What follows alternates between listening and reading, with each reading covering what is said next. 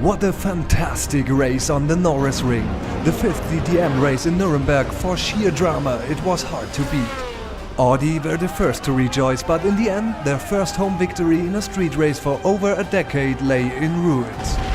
The disqualification of Matthias Ekström meant that Robert Wickens became a late winner, for the time being anyhow.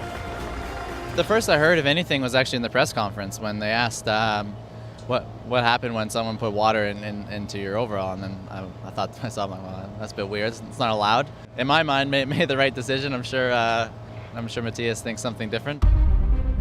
The Norisring, once again, it's a good place for Mercedes-Benz. This year they're serious contenders in the battle for the title.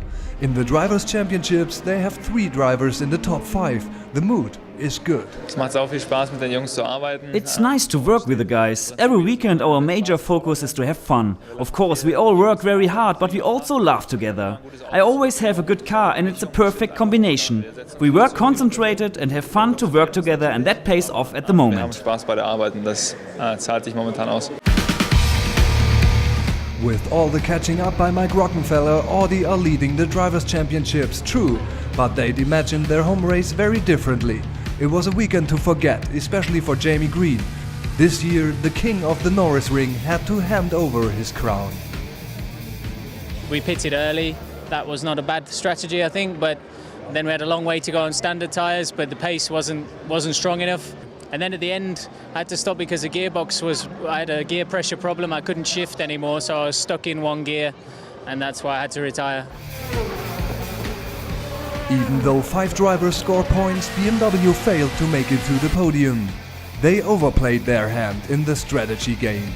Today was clearly a race that was dominated by the 2 very early safety cars, and people at the very back that don't have anything to lose then actually do gamble, and they could benefit from that. Yeah, that really paid off today. Our midfield or our good positioned cars right after or within the first safety car period, that really meant in the end that we're not in a position to gamble, and unfortunately that strategy only was good enough for midfield result.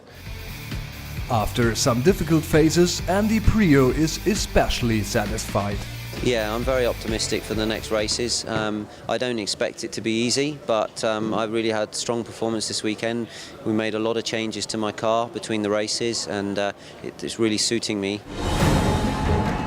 Top of the world and straight back down again. Matthias Ekström's 35th birthday turned out to be a real roller coaster ride. The Swedish driver's disqualification is currently being considered by the DMSB Court of Appeal.